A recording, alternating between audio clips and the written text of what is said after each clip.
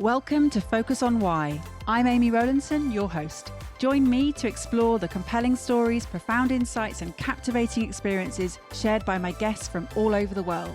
Focusing on the importance of why, these relatable, uplifting, and inspiring conversations will empower, motivate, and guide you to create your own purposeful way of life. Have a purpose, have a plan, focus on why. Before we dive in, are you considering creating a podcast, or are you already hosting one, but it's not producing the results you desire? As a podcast strategist, I can help you launch or relaunch a purposeful and profitable podcast that will inspire, entertain, and educate a global audience. Book a call with me today. The link is in the show notes, and let's transform your podcast vision into reality. Today on Focus on Why, I am joined by Iryna Manukovska. Welcome. How are you and where are you joining us from? Hi, everyone. Hi, Amy. I'm joining from Cyprus, so I can export you plenty of sunshine today, I think. Oh, amazing. Well, we need that for this time of the year. So thank you very much. And also a shout out for Jean Evans, who brought us together and introduced you to me. And even though I don't know Jean that well either, so it's so lovely to have recommendations from other listeners, and particularly within the Professional Speaking Association. So we've been brought together to have a conversation about purpose. Let's kick that off. What is it you're focusing on with right now, Iryna? So now I'm focusing on sustainable change management. I was working in business for almost 20 years and I changed a couple of careers, made a couple of career shifts. And now my big question is how to drive changes within organizations in a sustainable manner so we don't break, but we rebuild. I mean, we're using what we have and we build something on top of that. Because today with AI and a lot of things, which are going, we need to constantly evolve. We need to be long life learners, but it's not so easy, especially when you're adult and, we have this resilience to change. So that's my core passion and professional interest. And this desire to drive change in a sustainable manner, where has that come from? So basically, I grew as a self-challenged person. I have a huge imposter syndrome and I had like pretty demanding parents. So I was never enough. And it's one side of the coin. But when I went to therapy and tried to now self-explore myself, I understood that there is another side of the coin. So I understand that there's always something to be discovered, something more. And I'm curious about things. So when I delivered something like keynote speech or project, I do retro and understand, okay, I can do here not just better in the sake of better, but I can be more efficient here, or I can like add extra resources here to get a better result. And it drives me and then drives my team and teams I'm working with. So I think like any kind of like bias or I don't know, feature we have inside ourselves, it's two coin stuff. So we can use both sides, not only something which hold us back, but like use it for self-growth and development. And I see with organizations, especially those who are like on the market for 10, 20, 50, 100 years, the bigger organization is, the more resilience to change it has. But market is changing. We have new consumers like Gen Z, Gen Alpha. I mean, they're totally different people. We have diverse consumers today, and we need to adjust. We need to understand them. And we need to be truly and genuinely interested in them. And that's where change management came in. But when you're just changing something by destroying everything, what was built before, it's not a good way. I mean, sometimes it's the only way, but it's not the only way.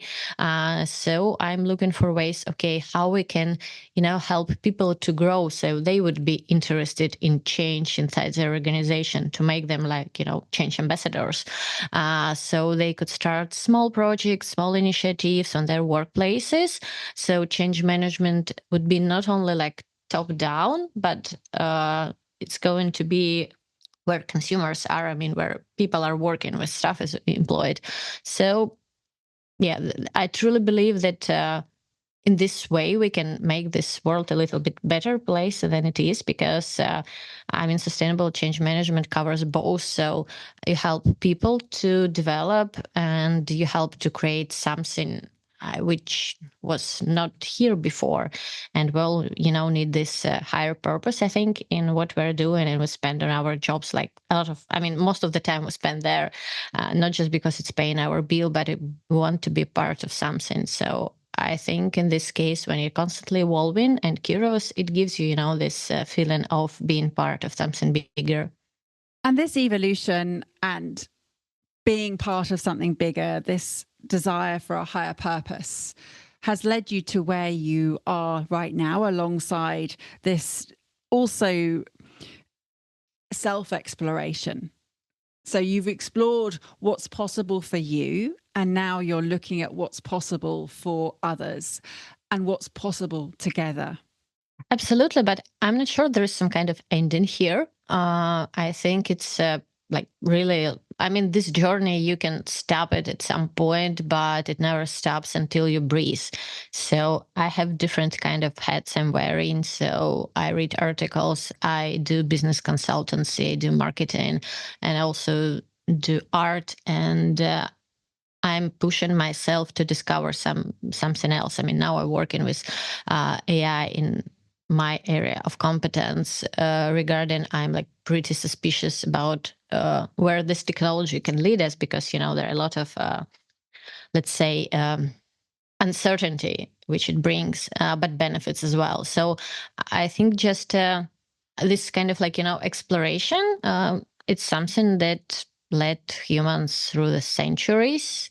Like Shackleton with Arctic expedition. You name it, anyone, like astrophysics. So people are curious about the things, and it drives us and drives our inventions. So I like to, and I really get a lot of energy out of that when I help others to find something relevant inside their business, or just for personal matter. So, just to start some small fire inside someone's soul or heart or mind, so they could be more passionate about what they're doing. Going back to where you started with this conversation, in terms of that you had a huge imposter syndrome and you had pretty demanding parents who said that you were never enough. And I'm just wondering, that phrase, never enough, there is some truth in it, in terms of it can be never enough because there's always more. And yet when we take it personally that we are not enough individually, that is feels like a criticism, but actually it's a statement that is a truth, in terms of there is always more to explore, always more to take on board and learn and grow. I think it's about appreciation. So, and English is very nice language, because you have this appreciation word, because you appreciate your loved ones. Your kids, just because they are on this planet. You have an enjoyment of spending time together, but you can be pretty clear if your child did something wrong, and you need to understand and be able to tell about this and help to overcome consequences.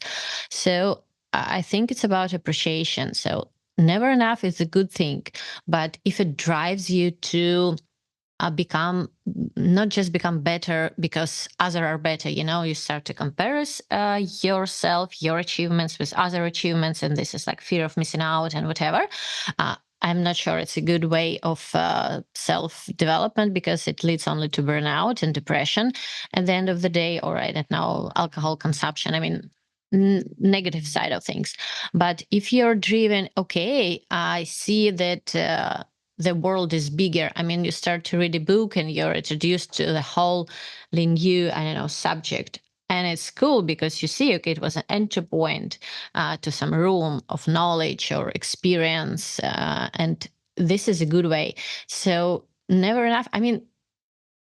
Everything related to humans is two-sided coin. almost everything, because never enough could be a good thing and could be a bad thing. So I think it's very important to give yourself, first of all, if you're adult, appreciation of the effort. So you did the best you could in the situation you had with the experience and knowledge you had at this time. And it's very important to acknowledge that. But it doesn't mean that you need to do the same, trying to achieve different results, because it won't be possible. No, and it's a really important distinction to make there about the context around that phrase. So thank you for sharing that. In terms of also, you mentioned about how we have the variety of generations in a workforce right now, and it's about understanding how we can adjust and understand one another. 5 generations in a workforce currently is, I think, a new precedent. It's not something that we've understood of how to interact with before. And I was recently at a conference where there were Gen Z presenters there. They were amazing, and they were helping companies to understand what value there is to be understood from their generation. And without reductionist thinking here, that all Gen Z are like this and all Gen X are like this, because that is actually quite dangerous. But it is understanding that we all have a contribution. End of. Regardless of which generation we belong to, there is a contribution to be gained from working with one another in collaboration. Absolutely. I think like younger generation, they were created in nature to disrupt things, because when we become older, we tend to do the things how we used to do. And I mean, it's a part of how our brain works. Basically, it's not about our conscious choice. So we need to make conscious choice about question things. But younger generation and all this, toddlers and small kids, they are asking endless why and how. And it may sound annoying, but on the other hand, it helps you to understand your real attitude towards some issue and verbalize it and be aware of it. So I think younger generation, they're making their very important job, just trying to disrupt the world. But on the other hand, I'm not sure there is a need to destroy everything. So older generation, they help to balance things, and that's how evolution happens. So because every generation, like my parents, they think that my generation is doing something wrong, and their parents thought the same stuff. So I think my kids are maybe do better at some point, just because I had different experience. But I understand that they're going to live in totally different world, and no one can predict and expect which one. So today, it's very interesting that you have so many generational workplaces, and if you take, your left and right side of the things here, so there is a huge gap between them. But on the other hand, exchange of this experience may lead us to some very nice place, because like elder generation, they have history, experience, a lot of best practices, cases, whatever. But these youngsters, they were born in digital era. They live in like TikTok they live in their devices and say inevitable. In a Maslow hierarchy of things, I think their mobile phone would be like bottom line for everything. So it's very interesting how this collaboration occurs, and it demands a higher level of empathy and emotional quotient today, because we can't say that someone is wrong or right just because they think differently. We need to embrace diversity, not just in sake of embracing diversity, just because this perspective can bring you new experience. And this perspective really has a value. In business value, not only just value, in terms of humanity. So it's very interesting. And it's such an interesting perspective that you raise here, that each generation is created by nature to disrupt the previous one. There is also an element of we've encouraged that following generation. So I know that I've actively encouraged my children, who are now 21 and 19, to think and be and do the way they are, learn from the mistakes that have been made previously. So in essence, we've created the disruption that then comes. Absolutely, but I think it just this year was very busy and messy for me. So I was thinking, oh my God, it's Christmas again, and are going to do the same stuff. I mean, you need to decorate a house, you need to decorate a tree, you need to buy presents, and it sounds like a to-do list for me now, just because I have like busy messy period of my time.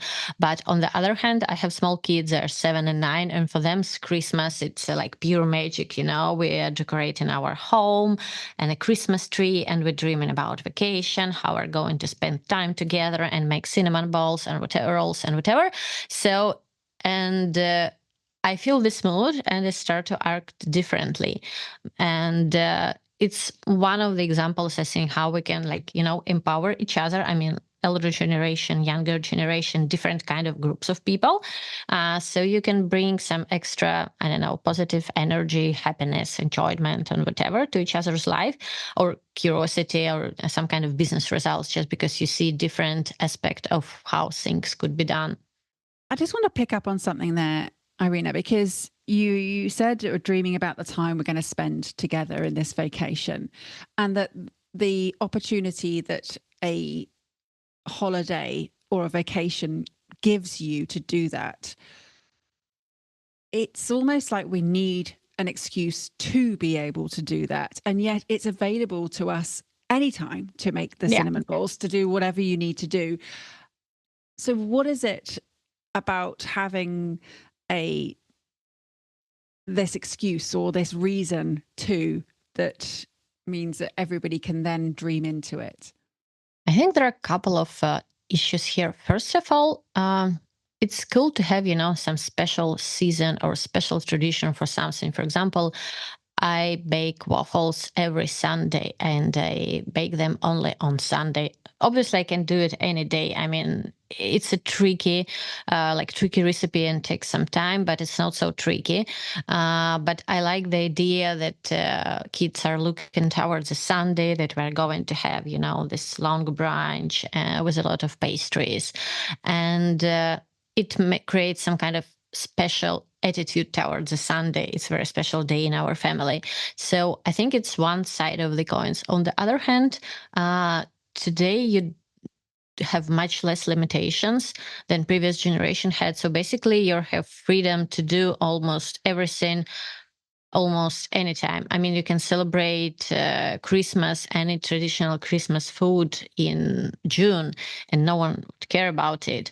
But freedom of choice, it also comes with responsibility.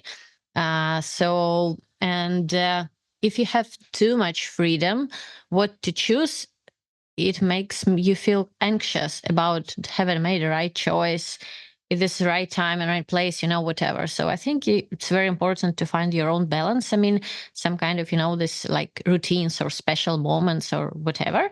But on the other hand, allow yourself to do some crazy stuff like having a vacation in non-vacation period, or taking day off just to enjoy a book. I mean, something which sounds crazy to you, but can brings you some energy in reward.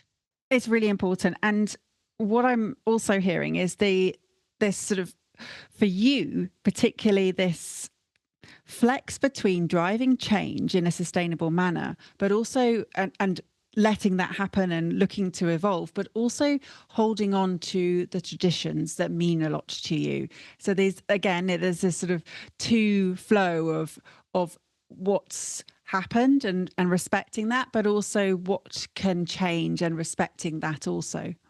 Yeah, but I didn't have any kind of tradition in my family, just because I was born in Soviet Union, and, we had a lot of this macroeconomical and political issues during that time. So I didn't have any kind of special traditions inside my family, but I see that they can bring power if they don't dominate. I mean, and that's why I invented a couple of them occasionally.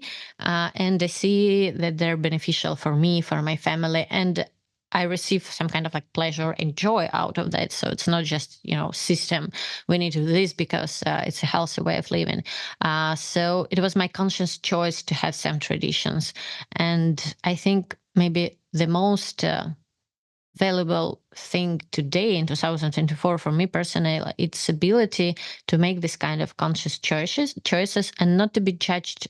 So if you want to have a family and kids, it's fine. If you don't, it's still fine. I mean, almost anything is fine when you don't like try to conquer someone's other boundaries of personal freedom and whatever. So, and it's very cool because you can design your life according to your own like, I don't know, navigator GPS inside your heart and soul.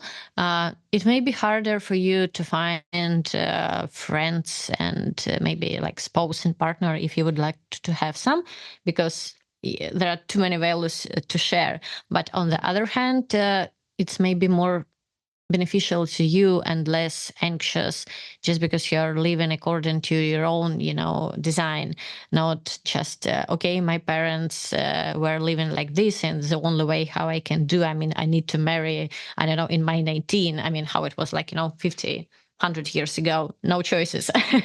There's one choice and you can disrupt this choice. Obviously two choices, I mean, that's all. So today we have too many, and it gives you freedom and responsibility to be conscious about the choices. And I'm so happy that you've just literally mentioned those two words together, because a lot of people don't get that freedom and responsibility, I believe, are coupled. That yes, to have one also involves the other. They literally are part of one another.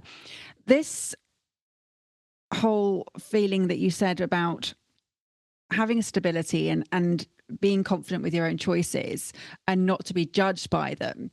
We can't stop the judging, can we? That's going to happen regardless of whatever we do.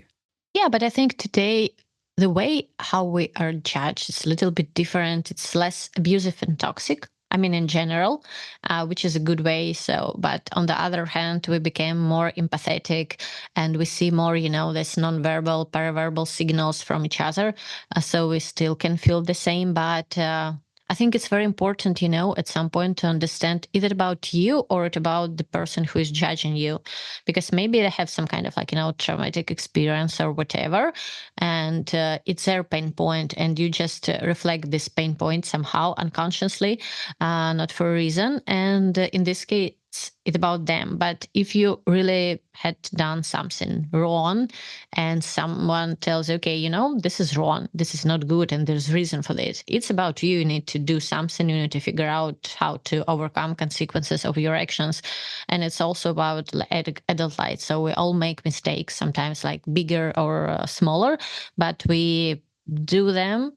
I don't like to be mistaken as well, like any other person, and I may feel like embarrassed and whatever. But I think with age, just this time you spend to, oh my God, it's so bad how I could do this. I mean, this overthinking is just a couple of seconds, maybe minutes, not hours, how it was when you were in your teenage years, and you could be like totally killed by some, I don't know, small, relatively small for your adults today, I mean, issue.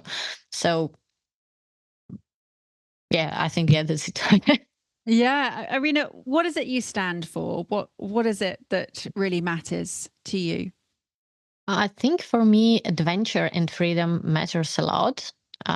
It's like my non-negotiables, but I understand the responsibility which comes with freedom. And I understand that not everyone likes to be adventured. And I'm looking for a way to bring adventure in anything I do. I mean, like how I dress, how I spend my time, at least at some point, because it helps me to feel alive.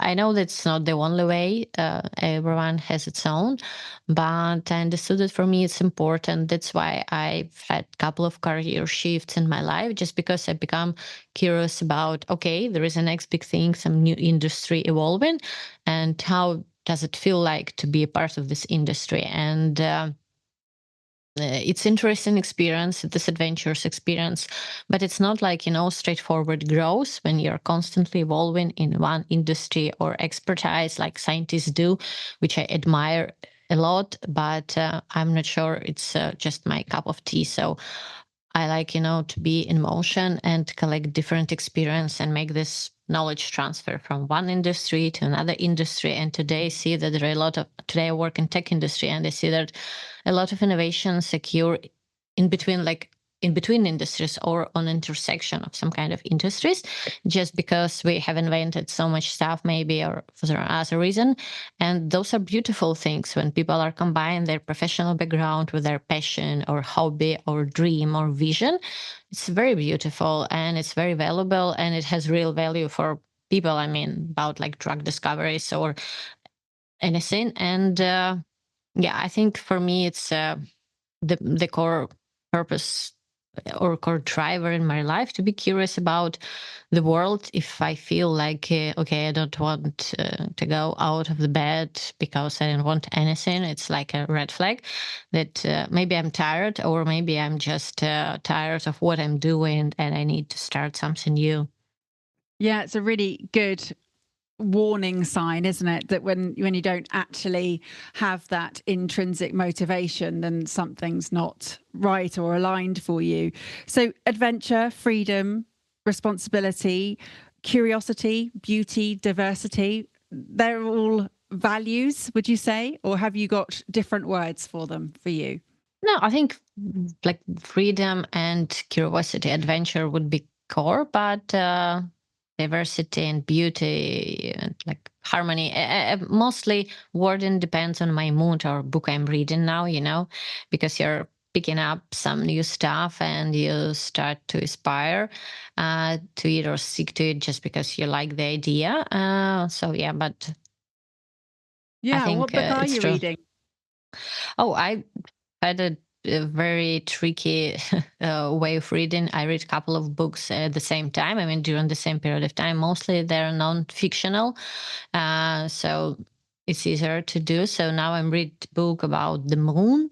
I'm reading book about Me6, how they hired people and innovated, because I think it's very interesting. I've just done a book about F1 drivers, engineers, and whom I work in this industry, just because I love auto racing.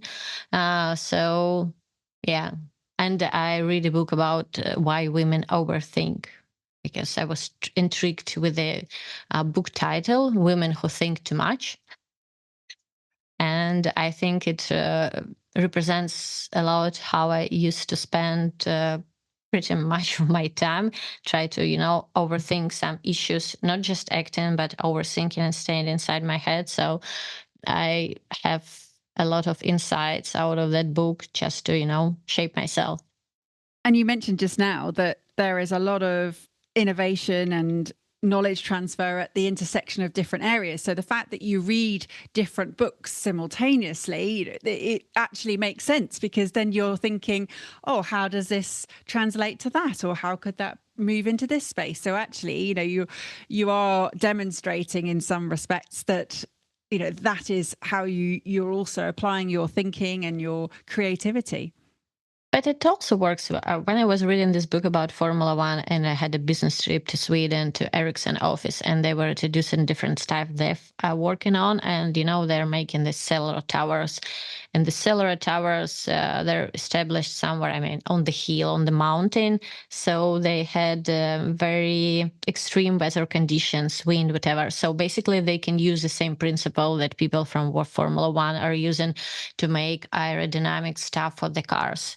Just because it's pretty similar, so you start to think, okay, if it's pretty similar here, maybe it could be pretty similar. I mean, there is some similarities in something else, and you allow your mind, to travel, to have this journey. As I'm not expert, so most of ideas may not have any kind of like real value, but it just allow myself to explore. But if I'm reading something related to what I'm doing, so it's easier to grab some idea and try to embed it in the project I'm working on. And I see that it works, because it's something fresh, gives energy. You start to act, you start to do things differently, more effectively, and at the end of the day, everyone benefits. So you read a good book and you made some kind of innovation. Sounds lovely. It does. And you mentioned just then allowing your mind to travel, but you also have referenced several times your heart and soul. How connected are all three for you? I think like soul or heart, not sure it's possible to some kind of split them, but they create some kind of like, it's some kind of like a North Star. I mean, dream, idea, something vague, but you feel like you would like to chase it or to be after it. And mind helps you actually to build this, I don't know, way, and on the other hand, in combination, so you need like soul maybe or heart, I don't know, one of those to fuel you up when your way is hard. Because anything you would like to do new, I mean, start jogging early in the morning, eating more healthy food, whatever, it demands energy and effort, and you need to change your behavior. And our brain doesn't like to do this. So we're very, like to stick to how we used to do because it's energy saving mode for our brain. It's pretty greedy and obsessed about keeping energy. So your heart and soul, they can fuel this change. So you feel like a passionate, and you have, the if you use car analogy, so brain allows you now to drive to show you the way, but you have like this internal direction. And if there's some obstacle on your way, you can change it a little bit. Or sometimes, this different kind of ways how you can make your goal. And sometimes when you achieve your goal, you understand, okay, I wasn't looking for this one. I needed a different one, but it was your like, phase 0, phase 1, I mean. And it's all about, the path. So I think they all work as a system, and I like to see everything as a system, because everywhere, I mean, business, healthy way of living, you can't just fix something one. I mean, you need to have a system on top of whatever you're doing to get more results, because sometimes food may brings you more benefits for your health. In other cases, exercises, and they all work in system, because you can't exercise if you eat unhealthy food, and vice versa.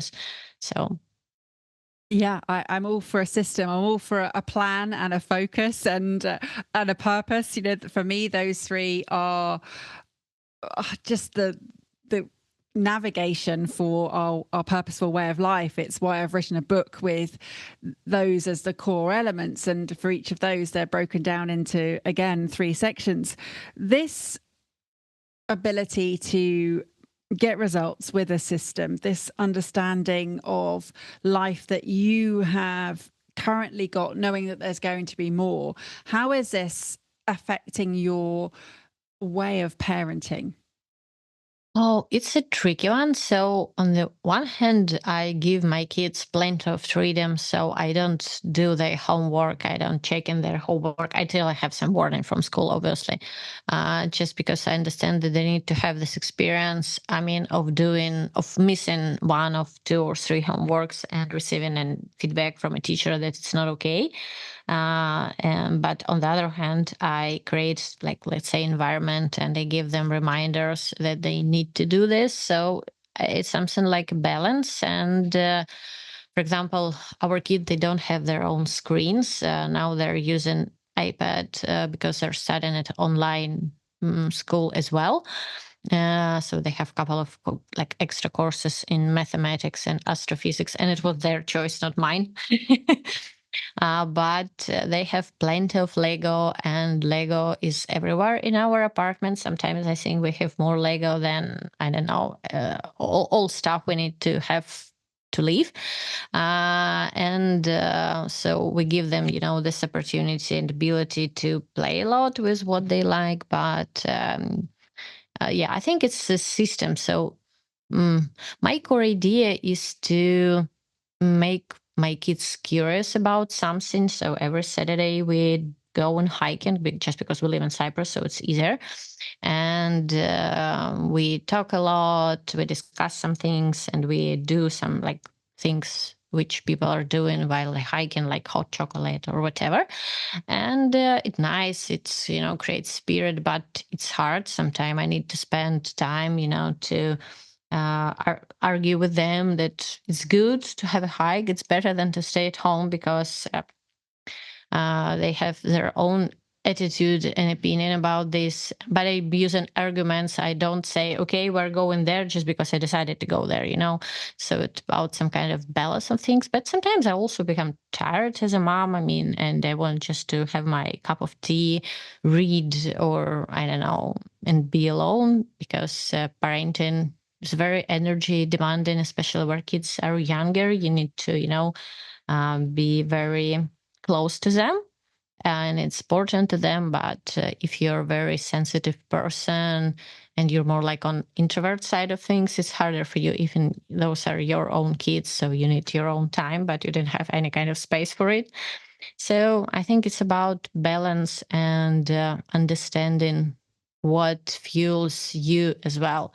Because, in my opinion, if I feel like I'm very tired, I try to be transparent with my kids, but if I feel like I'm telling this that I'm very tired for 1 month in a row, it's a red flag that something is wrong because it's not okay. I mean, to be so tired and exhausted for such a long period of time. So, and kids are a friendly reminder to stop to doing those kind of things to yourself, I think. It's really interesting. I'm hearing this word balance come through throughout the whole conversation. It started out where you were talking about the one side of the coin is this and the other is that. And in fact, the coin metaphors come up a couple of times, and then there's been the left and the right. And then again, you were just talking about the one hand and on the other hand. This balance is also, for you running through all of your conversations, all of your different areas of life. Absolutely. I'm trying to find some balance. I think I'm fighting because I have this tension to overthink, to criticize myself, and do those kind of, negative things. So, and I think I'm looking for a way how to do more and invest in less energy in this. And it doesn't mean that you're looking for a shortcut. You try to achieve things in a manner which is good for you. I mean, someone needs uh, it's more about way of doing, and I spend a lot of time trying to understand my way of doing, my way of achieving things, and I try to do the same as much as I can for my kids so they could understand their own design. So in this case, I think you can, because balance is something which doesn't exist. I mean, it's not like made of stone because it can evolve. I mean, when you have your family, it's one type of the balance. When you're single, it's different type of the balance. So I think it's about, just to keep it in mind, distraction or like accounts have, some kind of like spreadsheets or Excels for income and spending. So you could, at the end of the day, you don't feel exhausted. So you feel that it was fair deal. You invest your time and energy in something and you received something in reward. And it's not about money only. So I think it's about this kind of balance so that you feel that you're living a full life regarding whatever you're doing. It's not about place of occupation or how much money you have or earn. It's about more. It's a little bit about different things. Obviously, those kind like occupation and money, they're important, but it's much more important, to have the feeling of full life according to what you think about what makes your life full. Because for one people it's spend some time on the nature, for others it's about gardening or I don't know. So you need to have this, you need to make those important things part of your daily life. And when something happens, you understand, okay, I had my life full just because I had so many things which were important and rewarding to me. And I mean, bad things happen to everyone, and they don't warn when they're going to happen. So if you have this kind of like a full life design, or you at least try to ask yourself which full life design you would like to have to, it helps you to overcome these challenging times, because they obviously will be for anyone. Sounds a little bit depressing. No, it's such an important point, because what can happen, and what I've been witness to, is that when you are out of balance, it's because you're not living your own life. You're living out other people's life, or an expectation of what you believe from a societal perspective, or a cultural, or whatever that influence is. The out of balance feeling is when you're out of balance with your values, with what's going on. So the balance piece is not that there are necessarily different elements to balance. It's about balancing what's right for you, and that's when you feel more in tune. And that's why the book I've written is about a way of life, not the way. It's a way, and it's your way. And so that's the thing, is to make sure you're living your life. And I mean, we don't spend so much time to understand one's own way of life. So I spend my youth, like, and being young adult, trying to live different kind of like life designs, which were suitable for society or culture I was part of. But I understood at some point that I was just trying to find something which is acknowledged as right, and but it's like wearing others people clothes, I mean, which is not your size, when you don't like to be oversized, or and now I'm trying to find the way what is right for me, and I ask myself this question: what is good for me, like for my family, but mostly what is good for me, and try to negotiate this need with other parts of my family, like my spouse and kids. And it's also about the balance, because when you start, when you, for example, if you get married and you get, this long lasting partnership, when you were younger, you were not questioning those kind of things. So it was mostly about like enjoyment, romance, and all of this, which is obviously important. But if you would love to stay as a couple for a long period of time, at some point you need to ask this question to you, to your spouse, and find some kind of balance how it can work for your ecosystem. Because kids, until they're small, they will adjust to anything if it's nice. I mean, if it's not abusive and toxic environment. But when they become teenagers and older, are going to look for their own way anyway, because it's the only way how the kids are growing. So you don't need to worry about that. They will be question your way of living, regardless which one you will have. Oh, Iryna, I could talk with you forever. It's been such a wonderful conversation. How could people reach out and connect with you? What's the best way? We'll put them in the show notes, but just share with us now the best way for them. I think the best way is LinkedIn for professional communication. So would be happy to chat to anyone. And yeah, obviously, thank you so much for the invitation. It was very intimate and a beneficial conversation to me as well. Yeah, well, thank you. It really has been a joy, and I look forward to reflecting on the conversation in my solo episode afterwards. So thank you. Do you have some final words for the listener, please, Iryna? I would like to encourage anyone to be brave enough to dare to live their own life.